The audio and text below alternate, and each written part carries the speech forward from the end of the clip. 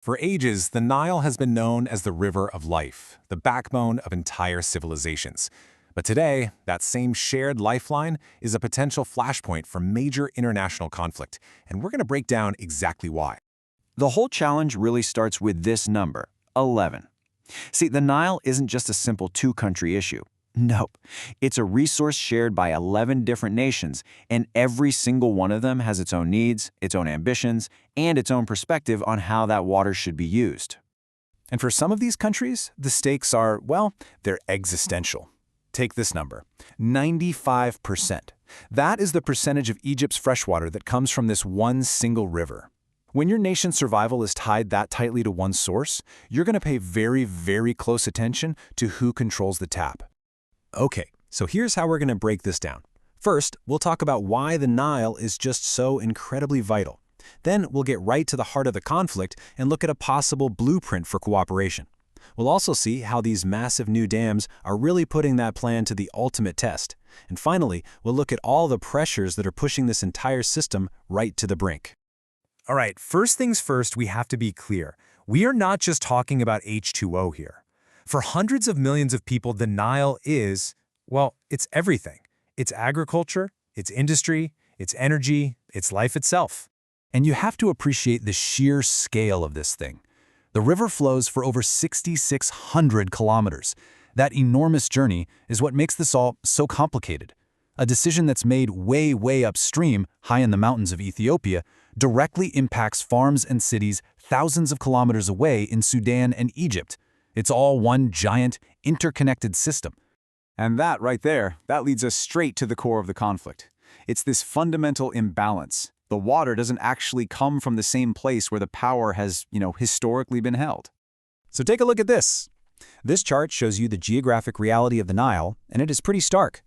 A staggering 85% of the river's water comes from just one source, the Blue Nile, which originates in Ethiopia.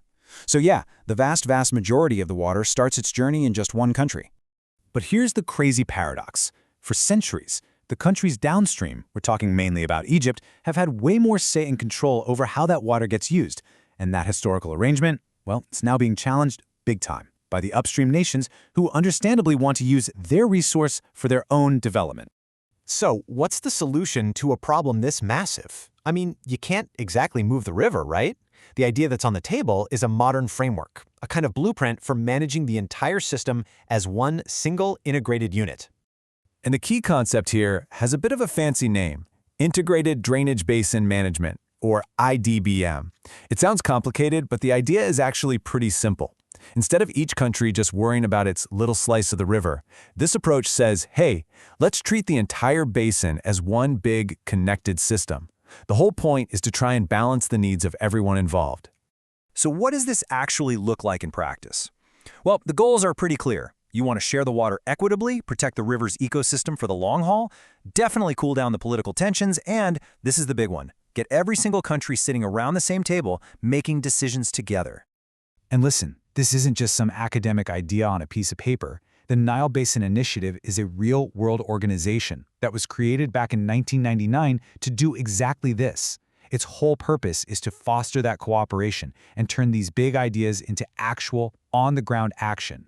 But, theory is one thing. Practice is a whole other ballgame.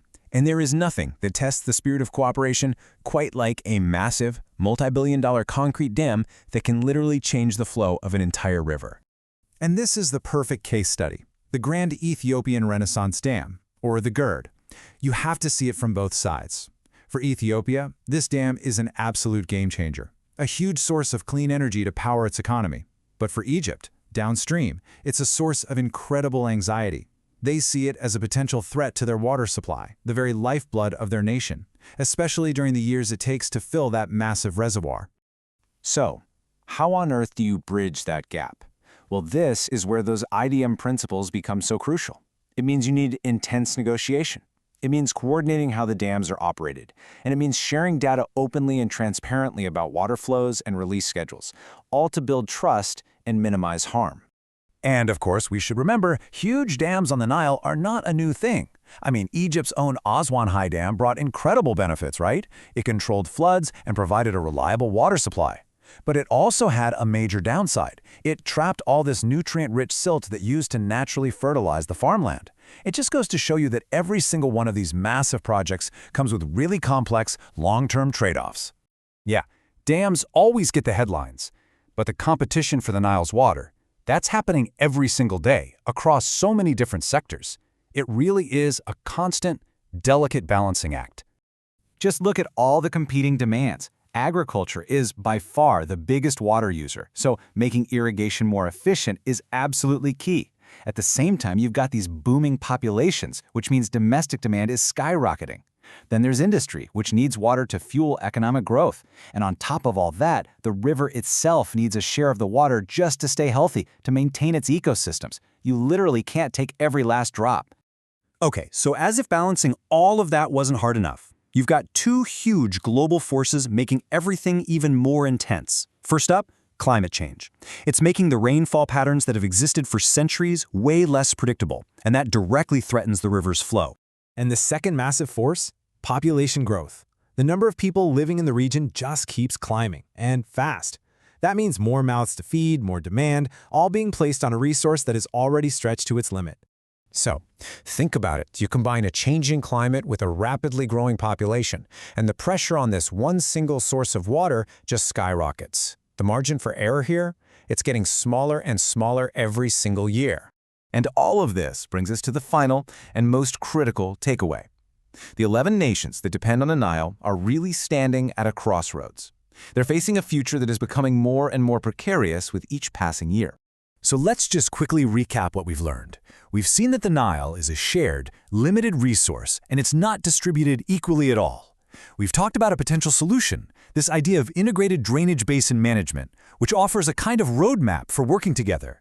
But here's the most important thing to remember. The best plan in the world is totally useless without the political will, the trust, and the long-term commitment needed to actually make it happen.